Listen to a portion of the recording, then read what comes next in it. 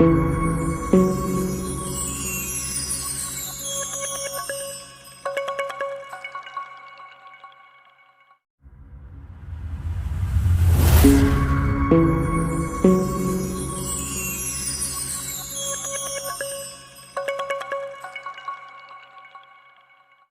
Friends, मैं doctor Sumit Jaiswal, plastic एवं cosmetic surgeon. आज हम आपको फेशियल सर्जरी के बारे में कुछ संक्षेप में कुछ जानकारी देना चाहते हैं। बेसिकली ये वीडियो तो है बकल फैट रिडक्शन का, लेकिन इसके अलावा हम दूसरी चीज़ें भी थोड़ा डिस्कस कर सकते हैं इसमें। सो बकल फैट क्या होता है? जो lower part of the face रहता है उसमें बल्ज रहता है, किसी भी कारण से हो, या तो कोई डाइटरी कारण से या फिर हार्मोनल कारण से या कई बार बिना किसी कारण के, तो हम लोग इसे सर्जिकली इसे कम कर सकते हैं। यदि पूरा फेस हेवी है, पूरा बॉडी हेवी है, तो हम लोग जनरली एडवाइस करते हैं कि पहले कुछ वेट लॉस करें डाइटिंग एक्सरसाइज से। यदि उसके बाद भी कई लोगों में ऐसा रहता है कि वो फेस में ही बल्कीनेस है, फेस में ही फुलनेस है, बाकी बॉडी ठीक है, तो फोटो ठीक से नहीं आते हैं, तो हम लोग उसमें प्रोसीजर करके उसे कम कर सकते हैं। सो आपको ये समझना होगा कि इस प्रोसीजर में एग्जैक्टली करते क्या है, कितना फ़ायदा होता है, किस एरिया में किया जाता है और कहाँ पर इसका फ़ायदा नहीं होता है। जो ये अपर पार्ट रहता है, इसे मिलर एमिनेंस रहता है, यहाँ पे हम लोग कुछ नहीं करते हैं, इसमें कोई अंतर नहीं आता है। यदि किसी का ये डिप्रेस रहता है तो इसे हम लोग ऑगमेंट कर सकते हैं बाय फैट और एनी इम्प्लांट। इसका फुलनेस होना एक अच्छा साइन माना जाता है, इसको ब्यूटी का साइन माना जाता है। जबकि जो लोअर पार्ट में फुलनेस होता है वो एजिंग का साइन होता है, ओवरवेट का साइन होता है, और वो फेस के लुक को बेहतर लुक नहीं देता है। जो आइडियल फेस होते हैं, हम लोग अगर मॉडल्स के देखें मेल फीमेल के, तो वो वी शेप का होता है। मीन्स ये पार्ट ब्रॉड रहना चाहिए और ग्रेजुअली हम लोग जैसे जैसे नीचे जाएं चिन में प्रोमिनेंस आते जाए। यदि किसी का राउंडेड फेस है, स्क्वायर फेस है, बी टाइप नहीं है, तो उसको हम लोग सर्जिकली काफ़ी कुछ इंप्रूवमेंट कर सकते हैं मल्टीपल सर्जरीज के द्वारा। एक तो हो गया बकल फैट रिडक्शन, जिसमें हम लोग इस पार्ट को कम करते हैं। यदि इस पार्ट में ब्रॉडनेस ज़्यादा है, चिन वाले पार्ट में चिन वी शेप नहीं है, चिन में ब्लंटनेस है, तो हम लोग इसे फैट इंजेक्शन करके शार्पनेस दे सकते हैं, या फिर इम्प्लांट आते हैं जो कि बहुत सिंपल प्रोसीजर रहता है। यहाँ पे एक इंसिजन ला के हम लोग इम्प्लांट कर सकते हैं, जिससे इसमें वी टाइप का शेप आ जाता है। कई लोग चाहते हैं कि जॉ लाइन प्रॉपर दिखे, तो उसके लिए भी यहाँ पर इम्प्लांट लगाने का रहता है एंगल ऑफ मैंडिबल पे। यदि इम्प्लांट लगाने का नहीं चाहते हैं तो हम लोग इस पार्ट में लाइपोसक्शन करके उसे वेल डिफाइंड जो मार्जिन अपन चाहते हैं मैंडिबल की या जॉ बोन की, उसे अचीव कर सकते हैं। यदि डबल चिन है, यहाँ पे फुलनेस है, तो लाइपोसक्शन किया जाता है, जिसमें स्किन में यहाँ पे छोटा सा होल करते हैं, कोई स्कार वगैरह नहीं आता है, उसके थ्रू कुछ सॉल्यूशन डालते हैं, होल के थ्रू फैट को ब्रेक डाउन करते हैं और फिर उसी होल से उसको सक्शन करके निकाल देते हैं। उसके बाद उस एरिया को थोड़ा कंप्रेशन देके रखते हैं ताकि जो स्किन है वो मसल से चिपक जाए। किसी में बहुत ज़्यादा ही यदि ये डबल चिन है एलिमेंट है, तो उसमें सिर्फ लाइपोसक्शन से फ़ायदा नहीं होता है, उसमें हम लोग लाइपोसक्शन करने के साथ साथ जो एक्स्ट्रा स्किन है उसे भी निकालते हैं। तो स्किन को निकालने के लिए हमें इंसिजन देना पड़ेगा, तो जो इंसिजन रहता है वो नेक और चिन के जंक्शन पे, मतलब कि यहाँ पे जंक्शन पे, तो वो स्कार भी बहुत हिडन रहता है, फोल्ड में चले जाता है। इनिशियली 2-3 महीने में दिखता है जब आप चेहरा ऐसे करते हैं, लेकिन लॉन्ग टर्म में उसमें कोई विजिबिलिटी नहीं रहती है।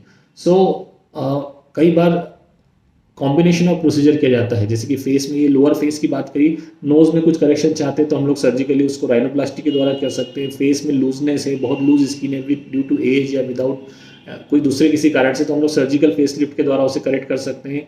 यहाँ पे फोल्ड्स हैं क्रॉस फिट में, ग्लेबेला रीजन में, तो हम लोग बोटॉक्स के द्वारा उसे यूथफुल अपीयरेंस या टाइट स्किन का लुक दे सकते हैं। आई के रीजन में यदि लूजनेस है और ब्लैकनिंग है, तो उसके लिए नॉन सर्जिकल ट्रीटमेंट रहता है। यदि स्किन बहुत लूज है, अपर आईलिड लोअर आईलिड की, ब्लेफरोप्लास्टी प्रोसीजर करके हम लोग एक्स्ट्रा स्किन को निकाल सकते हैं, और ये जो स्किन है उसे टाइटनेस दिया जा सकता है, जो कि यूथफुल लुक का साइन रहता है। इसके अलावा कई बार फोरहेड रीजन में अगर हम चाहते हैं तो फोरहेड लिफ्ट प्रोसीजर भी होता है। फेस में रिजल्ट का काफ़ी ध्यान रखते हैं, क्योंकि ये विजिबल पार्ट है, तो कोई भी नहीं चाहता कि उसमें कोई भी रिस्क ले। बस जस्ट ये रहता है कि हर प्रोसीजर में थोड़ा बहुत समय तक स्वेलिंग रह सकता है, बाकी लॉन्ग टर्म में या बड़ा कोई साइड इफेक्ट होने का उसमें कोई चांस नहीं रहता है। बकल फैट रिडक्शन का प्रोसीजर किस तरह से किया जाता है उसको हम लोग सर्जिकल वीडियो के द्वारा आपको समझाते हैं। हमारे जो पेशेंट है 25 ईयर ओल्ड मेल है, जिसमें कि lower part of the face में फुलनेस है, पूरा चेहरा जो है राउंडेड फेस है, जो वी टाइप का शेप चाहते हैं, डबल चिन है और राइनोप्लास्टी साइमल्टेनियसली करना चाहते हैं। तो चिन में हम लोग लाइपोसक्शन प्लस स्किन एक्सचेंज करेंगे और बकल फैट रिडक्शन प्रोसीजर किया जाएगा। फर्स्ट स्टेप जो रहता है एनेस्थीसिया का रहता है। यदि दूसरी साइमल्टेनियसली प्रोसीजर की जा रही है तो जनरल एनेस्थीसिया में किया जाता है, अदरवाइज़ लोकल एनेस्थीसिया में किया जाता है। जो फर्स्ट स्टेप रहता है इंसिजन का रहता है। इंसिजन लगाने से पहले हम लोग कुछ इंजेक्ट करते हैं, जिसमें local anaesthetic agent plus vasoconstrictor agent रहते हैं, ताकि ब्लीडिंग ना हो। जो इंसिजन रहता है बाइट साइड पे रहता है, मतलब जहाँ पर जॉ और लोअर जॉ जंक्शन रहता है उस साइड पे सेकंड मोलर के लेवल पे होता है। उस जगह हमें ध्यान रखना पड़ता है फेशियल नर्व का इंजरी का और पैरोटिड डक्ट का ओपनिंग का। जो इंसिजन लगता है वर्टिकल इंसिजन लगाते हैं, हार्डली 1 सेंटीमीटर या उससे छोटा इंसिजन रहता है। और इंसिजन सिर्फ म्यूकोसा में लगाने के बाद अंदर एक मसल विजिबल होती है जिसे बक्सीनेटर मसल कहा जाता है, उसे हम लोग डिसेक्ट करते हैं, कट नहीं करते हैं, उसमें स्पेस क्रिएट करते हैं ब्लंट डिसेक्शन से, और उसके जब जस्ट डीप जो होता है बकल फैट रहता है। इसमें हमें ध्यान रखना रहता है बहुत ज़्यादा उसे पुल नहीं करना है, जस्ट आसानी से जितना अधिक से अधिक आ जाए वो निकालते हैं, सराउंडिंग टिश्यू से उसे सेपरेट करते हैं ताकि ईजिली वो डिलीवर हो जाए इंट्राओरली। साइमल्टेनियसली हम लोग काउंटर ट्रैक्शन देते हैं, चिक वाले पार्ट से प्रेशर देते हैं फिंगर से ताकि वो निकलने में आसानी रहे। इस प्रोसीजर में हम लोग जो बकल पार्ट रहता है उस पार्ट का फैट निकालते हैं। जो बकल फैट रहता है उसका एक्सटेंशन टेरेगॉइड रीजन या नीचे और ऊपर टेम्पोरल रीजन में भी होता है, वो इसमें नहीं निकाला जाता है। रिस्क फैक्टर अगर प्रॉपरली अवॉइड किए जाए, आपको प्रॉपर लोकेशन पता रहे कि कहाँ पर इंसिजन लगाना है, तो ये प्रोसीजर का ड्यूरेशन बहुत ज़्यादा नहीं रहता है। हार्डली 5 मिनट में ये सफिशिएंट अमाउंट ऑफ फैट हम लोग निकाल देते हैं। बहुत ज़्यादा फैट अगर हम निकालेंगे तो वहाँ डिप्रेशन क्रिएट हो सकता है, तो पेशेंट की ज़रूरत के हिसाब से फ़ैट के अमाउंट के हिसाब से हम लोग फ़ैट निकालते हैं। उसी तरह से अपोजिट साइड भी प्रोसीजर किया जाता है।